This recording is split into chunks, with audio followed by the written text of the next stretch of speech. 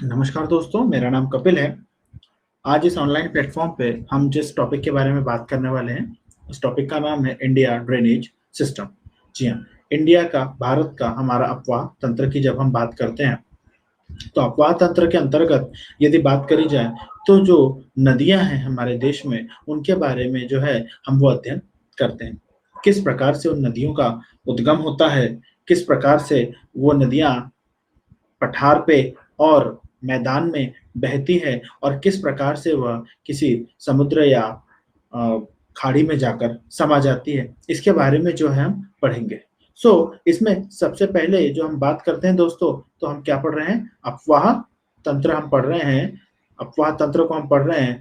अब हमारे देश में जब भी नदियों की बात करते हैं हम लोग, तो नदियाँ जो है वो 2 प्रकार की हैं, एक हिमालयी नदियाँ और दूसरी जो है वो पठार वाली नदियाँ, पठारी नदियाँ। जी हाँ, हिमालयन और peninsular, Himalayan reverse and peninsular reverse, Himalayan and peninsular reverse की जब हम बात करते हैं। तो दोस्तों, हमारे यहाँ पे रिवर्स को जब हम पढ़ते हैं, तो उसमें हिमालयन रिवर्स का वेटेज जो है वो ज़्यादा है। वैसे भी ऐसा देखने में आया है कि करीब 70% जो ड्रेनेज है हमारे देश का, वो हिमालयन ड्रेनेज है और जो 30% है, वो सिर्फ़ जो है वो हमारे पठार का, पेनिनसुलर रीजन की जो रिवर्स है, उनका ड्रेनेज होता है। साथ में नदियों के बारे में ऐसा भी कहा जाता है कि जो हिमालय से निकलने वाली नदियाँ हैं, ये पेरेनियल है। पेरेनियल, सदा नीरा जिनको कहा जाता है, सदा नीरा है ये नदियाँ। और जो पठार की नदियाँ हैं, इनमें पूरे समय पानी नहीं रहता है, मतलब नॉन पेरेनियल रिवर्स इनको कहा जाता है। जी, तो आज हम इनके ही बारे में जानने वाले हैं दोस्तों। तो आइए अब जानते हैं हम कि किस तरीके से हमारे भारत में ये नदियाँ जो हैं, वो अपना स्थान जो है वो अपने कोर्स में, जो कि एक अपने उद्गम से लेकर किसी निश्चित पठार या मैदान में से बहते हुए किसी समुद्र या सागर में जाकर जब ये समाप्त होती है, तो इसके बारे में बात करी जाती है दोस्तों। तो सबसे पहले आपको मैं बता दूँ कि जब कोई भी रिवर होती है, नदी होती है, उसकी लाइफ़ के 3 कोर्स होते हैं, अपर कोर्स, मिडल कोर्स और एक लोअर कोर्स।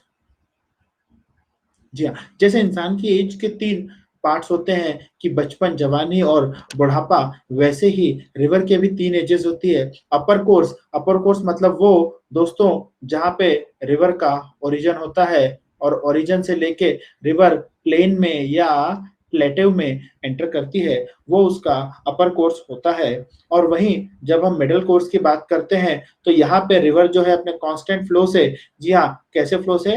कांस्टेंट फ्लो से चलती रहती है, कांस्टेंट फ्लो से चलती है। तो इस बात को दोस्तों हम लोग कहते हैं मिडल कोर्स और लोअर कोर्स। तो रिवर यहाँ पे डेल्टा या एस्चुरी बनाती है, जिसको माउथ ऑफ द रिवर भी बोला जाता है। माउथ ऑफ द रिवर के नाम से भी उसको जाना जाता है। जी। तो नदी में ये 3 चीज़ें जो है इम्पोर्टेंट होती है, जिसको आगे जब हम ड्रेनेज सिस्टम को डिटेल में पढ़ेंगे, तो उसके बारे में हम बात करेंगे। आज हम सबसे पहले बेसिक तरीके से जो हमारे रिवर्स है, उनके बारे में हम जानने की कोशिश करेंगे कि एक्चुअली हमें रिवर्स वाले सेक्शन में क्या-क्या पढ़ना होता है और कैसे-कैसे पढ़ना होता है। तो दोस्तों, आइए सबसे पहले हम जानते हैं भारत के, इंडिया के रिवर सिस्टम के बारे में। तो हम सबको पता है कि हमारे देश के कुछ राज्य हैं। जी हाँ, कुछ राज्य, देखिए मैं यहाँ पे मैप बनाता हूँ, कोशिश करूँगा कि एग्ज़ैक्ट मैप बना दूँ। जी, ये हमारे देश का वो भाग है जो यहाँ पे बंगाल की खाड़ी,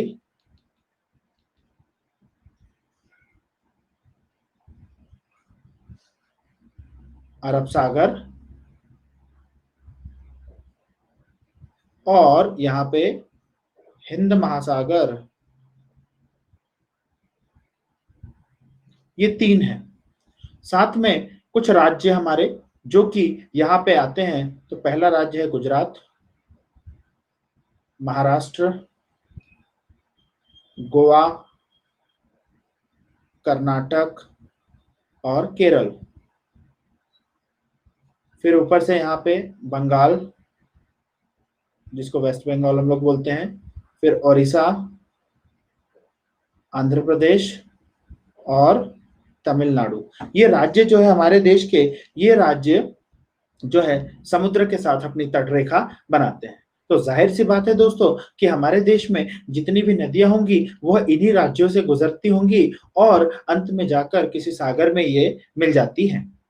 जी, तो अंत में जब ये सागर में मिलती है तो सागर में मिलने से पहले नदियां या तो डेल्टा बनाती है या तो एस्चुरी बनाती है। अब हमें जो कुछ खास बात याद रखनी रहती है वो ये है दोस्तों कि ये जो हिस्सा है हमारे देश का, जी हाँ, डायरेक्शन के हिसाब से अगर बात करी जाए तो हमारे देश का ये वेस्ट है, ये ईस्ट है, नॉर्थ है और ये साउथ है। मतलब जो हम गुजरात की बात कर रहे हैं तो ये हमारा वेस्टर्न मोस्ट स्टेट होगा, और जब हम ईस्ट की बात कर रहे हैं तो हमारा अरुणाचल प्रदेश सबसे ईस्टर्न मोस्ट होता है। तो इस सामने जो हमारे मैप है इसमें भी गुजरात और वेस्ट बंगाल हमको दिखाई दे रहा है। तो जो यहाँ पे मैंने ये पीले कलर से जो ड्रॉ किया हुआ है दोस्तों, जी हाँ, पीले कलर से जो हाईलाइट किया हुआ है इसको हम लोग नाम देते हैं वेस्टर्न घाट। जी हाँ, इसको क्या नाम देते हैं दोस्तों? वेस्टर्न घाट का नाम देते हैं। और वही जो ये दूसरा जो ब्लू कलर से मैं बना रहा हूँ इसको हम लोग नाम देते हैं ईस्टर्न घाट का। जी हाँ, ईस्टर्न घाट का हम इसे नाम देते हैं। देखिए मैंने अलग अलग कलर दिया हुआ है ताकि आपको आसानी हो, इसको समझने में आपको आसानी होनी चाहिए। अब इसके बाद में जब हम बात करते हैं कि आखिर मैंने ये बात आपको क्यों बताई, तो दोस्तों ये बात मैंने आपको इसलिए बताई क्योंकि हमारे देश की जो नदियां हैं, हमारे देश की जो नदियां हैं उनके बारे में जब हम बात करते हैं तो ये नदियां अलग अलग दिशा में जाती हैं। अब वो दिशाएं कौन सी है दोस्तों? वो दिशाएं हैं या तो वो अरब सागर में जाएंगी या तो वे बंगाल की खाड़ी में जाएंगी। जी हाँ, या तो वो अरब सागर में जाएंगी या तो वे बंगाल की खाड़ी में जाएंगी। तो इस आधार पर जब देखा जाता है कि ये नदियां किस दिशा में जा रही हैं और क्या ये कर रही हैं, तो उसके आधार पर हम इसका निर्धारण करेंगे। तो जैसा कि आप सभी लोग जानते हैं, जी हाँ, आप सभी लोग जानते हैं कि पूरी दुनिया का जो सबसे बड़ा डेल्टा है, दुनिया का सबसे बड़ा डेल्टा, ये डेल्टा जो है ये गंगा और ब्रह्मपुत्र नदी का डेल्टा है, जो कि गंगा और ब्रह्मपुत्र नदी का जो डेल्टा है वो भारत और बांग्लादेश में संयुक्त रूप से स्थित है। और जब ये संयुक्त रूप से स्थित है तो यह सबसे महत्वपूर्ण है हमारे लिए, हमारे देश की इकोनॉमी के लिए और सभी चीजों के लिए यह बहुत ज्यादा महत्वपूर्ण है। तो आइए देखते हैं कि सबसे पहले आखिर कैसे, कि कौन सी बात किधर है। तो दोस्तों ये देखिए, ये गंगा नदी, ये इसका डेल्टा, यहाँ पे ये जगह जो है बे ऑफ बंगाल की तरफ, गंगा के बाद में हमें मिलता है बड़ा डेल्टा, महानदी का डेल्टा मिलता है, फिर हमें गोदावरी का डेल्टा मिलता है, फिर हमें कृष्णा का डेल्टा मिलता है और फिर हमें कावेरी का डेल्टा मिलता है। जी हाँ, ये 5 डेल्टा जो है इस ईस्टर्न घाट पे, जी हाँ, कौन सा घाट है ये? ईस्टर्न घाट, ईस्टर्न घाट बोलते हैं इसको। ईस्टर्न घाट पे जो कि बे ऑफ बंगाल से लगा हुआ है, यहाँ पर, जी हाँ, यहाँ पर 5 बड़ी नदियों के डेल्टा है। कौन कौन सी नदियां हैं दोस्तों? 5 बड़ी नदियां जो भारत की हैं। गंगा नदी, जी हाँ, कौन सी नदी है? गंगा की हम बात कर रहे हैं यहाँ पे, महानदी की बात कर रहे हैं, गोदावरी की बात कर रहे हैं, कृष्णा की बात कर रहे हैं और कावेरी की बात कर रहे हैं। तो ये 5 नदियों का जो डेल्टा है ये किधर है दोस्तों? Eastern ghat, bay of Bengal की तरफ है। वहीं जब हम बात करते हैं हमारे वेस्टर्न घाट की, वेस्टर्न घाट, पश्चिमी घाट, पश्चिमी घाट में आप सभी लोग बहुत अच्छे से जानते होंगे कि पश्चिमी घाट जो है वहां पे एक पर्वत श्रृंखला है पूरी महाराष्ट्र से लेके केरल तक, जिसका नाम है दोस्तों सह्याद्री। जी हाँ, सह्याद्री उसका नाम है, जो कि ऊपर से नीचे तक फैली हुई है। तो इस सह्याद्री ने क्या किया है, इस सह्याद्री को वाटर डिवाइडिंग लाइन भी बोल सकते हैं, क्योंकि सह्याद्री के ईस्ट की तरफ निकलने वाली सारी रिवर्स जो हैं वो किधर जाती हैं? वो जाती है बे ऑफ बंगाल में जाती है, और उसके अलावा फिर छोटी छोटी रिवर्स है जो अरेबियन सी की तरफ चली जाती है, जिसमें जुआरी है, मंडोवी है, पेरियार है।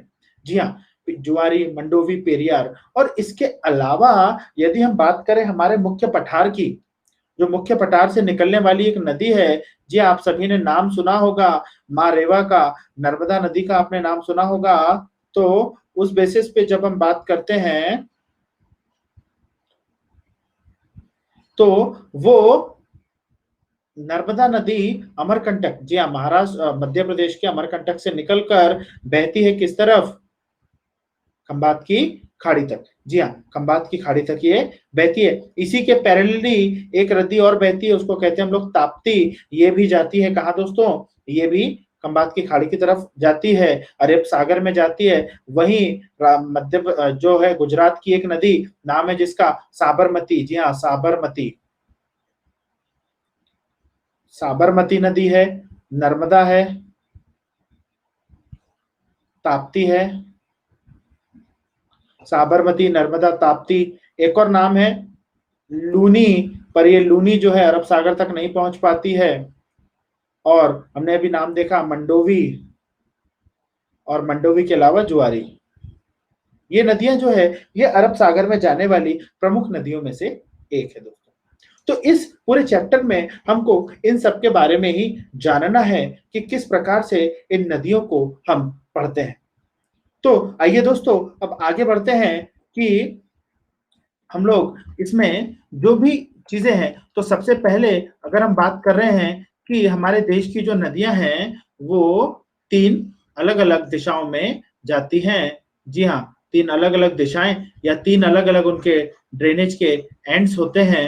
तो उनके एंड्स के बारे में जब हम बात करते हैं दोस्तों, जी हाँ, उनके एंड्स के बारे में हम जब बात करते हैं तो या तो नदियां जो है हमारे देश की वो पश्चिम बंगाल की तरफ से होते हुए बंगाल की खाड़ी में जाएंगी, बंगाल की खाड़ी में गिरेंगी, या तो या अरब सागर में जाएंगी, या अगर बच जाती हैं तो वो जाएंगी हिंद महासागर में।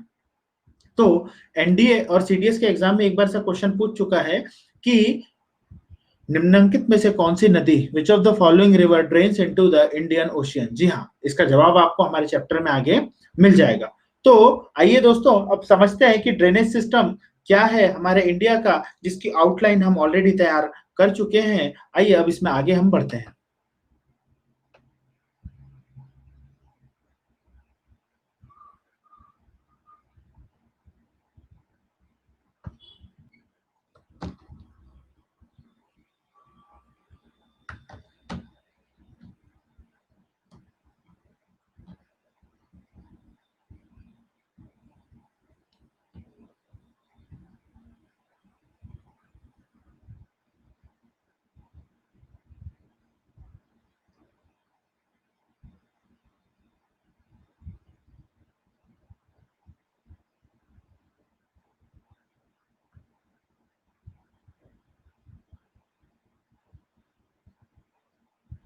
हेलो दोस्तों, अब हम बात करेंगे नदियों के बारे में कि हमारे भारत में कौन कौन से रिवर सिस्टम हैं और कौन कौन सी इंपॉर्टेंट रिवर्स है जिनके बारे में हमको पढ़ना होगा, जिनके बारे में हमको आज जानना होगा।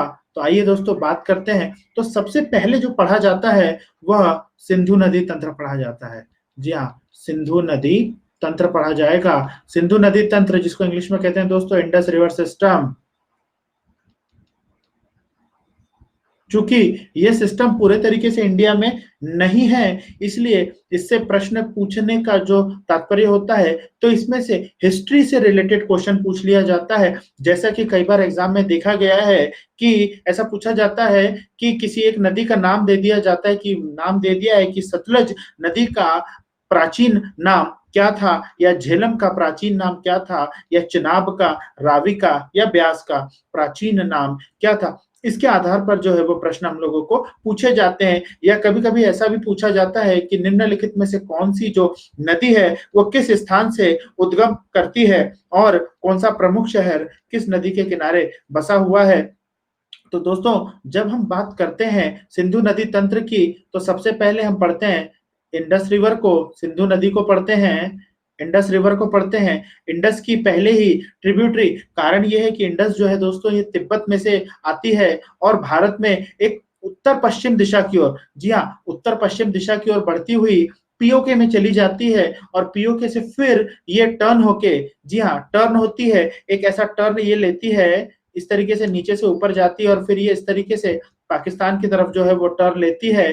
तो ये यहाँ पे जो जॉइंट बनाती है दोस्तों, इसको सिंटेक्सियल बैंड कहा जाता है। जी हाँ, इसको सिंटेक्सियल बैंड भी बोला जाता है नदी का, कि एकदम से ऊपर जाते जाते नीचे की तरफ जो है वो टर्न हो जाती है। ऐसा अक्सर इसलिए भी बोला जाता है कि जो स्लोप है, प्लेटेउ का जो स्लोप है वो इस तरफ है, या चूंकि ये हिमालयी नदियां है, हिमालय से निकलने वाली नदी है, इसलिए भी इसका जो ढलान है वो अब समुद्र की तरफ हो जाएगा। तो जो सिंधु नदी है, सिंधु को पढ़ने के बाद, सिंधु के साथ साथ सिंधु की जो ट्रिब्यूटरी, या जिसको हम लोग कहते हैं ट्रिब्यूटरी रिवर्स को हम लोग और क्या कहते हैं दोस्तों, सहायक नदियां भी कहते हैं। तो उसमें सबसे पहला नाम आता है झेलम का, सबसे पहला नाम झेलम का, फिर चिनाब का नाम आता है, चिनाब, फिर आती है रावी नदी, और फिर आती है ब्यास, और फिर आती है सतलुज।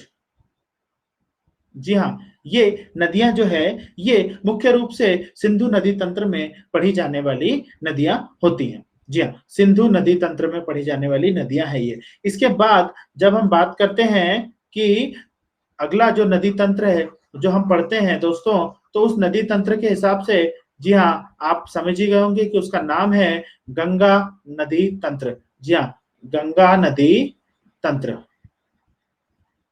गंगा रिवर सिस्टम की जब हम बात कर रहे हैं तो इसमें मेनली हम गंगा, गंगा के साथ अलकनंदा, क्योंकि देखिए गंगा को पहले क्या कहा जाता है, भागीरथी कहा जाता है।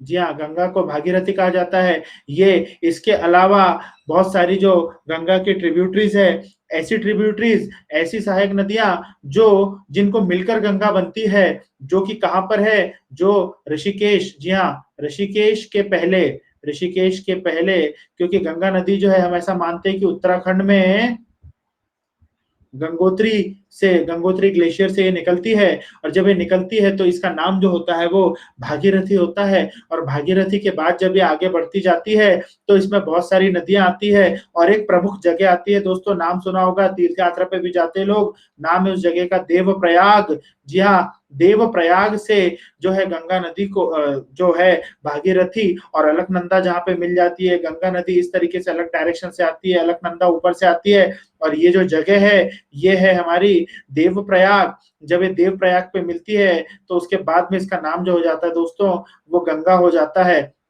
गंगा हो जाता है। तो इसके बारे में पढ़ेंगे, साथ में गंगा की और सहायक नदियां, तो आपने नाम सुना होगा, गंगा की सबसे बड़ी सहायक नदी जो है वो कौन सी है, यमुना है, यमुना। जी हाँ, यमुना, ये यमुनोत्री ग्लेशियर से निकल के आती है यमुना, और चूंकि यमुना एक बड़ी नदी है इसलिए यमुना की भी सहायक नदियों के बारे में पढ़ाया जाता है, जैसे चंबल है, बेतवा, हिंडन आदि के बारे में पढ़ा जाता है। वहीं जैसे जैसे गंगा नदी आगे बढ़ती जाती है तो गंगा नदी की और भी सहायक नदियां जो है वो मिलती जाती है। जी, आप ये बात जानते होंगे कि जो प्रयागराज है जिसका पुराना नाम इलाहाबाद था, वहां पर भी जो है गंगा नदी संगम बनाती है। जी हाँ, संगम बनाती है, जहाँ पे हिंदू धर्म से संबंधित सबसे बड़े कुंभ का आयोजन होता है, जो कि प्रत्येक 12 वर्ष में होता है। जी, तो ये संगम भी बनता है गंगा नदी पर। साथ में सोन है इसकी एक सहायक नदी, बड़ी सहायक नदी है, जो कि पटना के पास इसमें आकर मिलती है। और भी छोटी छोटी बड़ी बड़ी नदियां जो या तो हिमालय से आ रही होती है, या तो हमारे पठार से आ रही होती है, आकर गंगा में मिल जाती है, जिसकी वजह से गंगा नदी जो है बहुत बड़ा एक अपवाह तंत्र का निर्माण करती है। इस अपवाह तंत्र को भी हमारे द्वारा पढ़ा जाएगा दोस्तों। इसके बाद जो तीसरा जो रिवर सिस्टम है वो है ब्रह्मपुत्र रिवर सिस्टम। ब्रह्मपुत्र नदी तंत्र की जब हम बात करते हैं दोस्तों, तो ब्रह्मपुत्र नदी अलग अलग नामों से जानी जाती है। तिब्बत में अलग नाम है, चीन में अलग नाम है उसका, भारत में जब प्रवेश करती है तब अलग नाम होता है, और जब वो बांग्लादेश में प्रवेश करती है तो अलग नाम होता है। तो जो ब्रह्मपुत्र की गाथा जो है वो काफी बड़ी है, किंतु हमें मुख्य रूप से ये पढ़ना होता है कि भाई जो ब्रह्मपुत्र रिवर है, ब्रह्मपुत्र नदी तंत्र की जब बात करते हैं तो हमारे देश में अरुणाचल और असम, अरुणाचल और असम, यही दो राज्य है जो ब्रह्मपुत्र नदी से बहुत ज्यादा प्रभावित राज्य बोले जाते हैं, क्योंकि जो ब्रह्मपुत्र नदी है वो असम के बीच से होते हुए गुजरती है। यहाँ पे छोटी छोटी इसकी सहायक नदियां, जैसे आपने नाम सुना होगा, लोहित, दिहांग, दिबांग, पूजा, जिया, सूरमा, ऐसी नदियां, इन सब के बारे में भी आपको हम बताएंगे इस इंडियन ड्रेनेज सिस्टम के लेक्चर में। और ये 3 रिवर सिस्टम होने के बाद दोस्तों, जी हाँ, 3 रिवर सिस्टम, ये ब्रह्मपुत्र नदी से दोस्तों मुझे याद आ रहा है कि एनडीए के एग्जाम में 2018 में एनडीए के एग्जाम में एक प्रश्न पूछा था कि भारत का सबसे बड़ा नदी द्वीप कौन सा है और कहाँ स्थित है। जी हाँ, भारत का सबसे बड़ा नदी द्वीप कौन सा है और कहाँ स्थित है। तो दोस्तों उसका उत्तर था कि यह जो है असम में है, ब्रह्मपुत्र नदी पर, और इसका नाम है माजुली। जी हाँ, माजुली इसका नाम है। माजुली आइलैंड इसको बोला जाता है, काफी बड़ा आइलैंड है ये दोस्तों। वहीं अब जब हम आगे बढ़ते हैं तो हमारी जो अगली रिवर्स आती हैं, अगली रिवर्स में जब हम बात करते हैं तो आती है हमारी पठारी नदियां, पेनिनसुलर रिवर्स जिसको कहा जाता है। जी हाँ, कौन सी नदियां कहेंगे उनको? पेनिनसुलर रिवर्स कहेंगे। पेनिनसुलर रिवर्स कहा जाता है उनको। पेनिनसुलर रिवर्स, प्रायद्वीपीय नदियां भी कहते हैं इनको, पठारी नदियां भी कहते हैं। तो इसमें सबसे पहला नाम जो हम देखते हैं दोस्तों वो है नर्मदा का। ताप्ती है, जिसको कुछ लोग तापी के नाम से भी जानते हैं, नर्मदा है, तापी है। इसके बाद में छत्तीसगढ़ से जो एक नदी निकलती है, महानदी के बारे में बात करेंगे। महानदी के बाद में हम बात करेंगे कृष्णा के बारे में, कृष्णा नदी के बारे में। कृष्णा के बाद हम बात करेंगे गोदावरी के बारे में, गोदावरी नदी के बारे में। गोदावरी के बाद में एक जो नदी है वो है कावेरी, कावेरी नदी के बारे में बात करेंगे।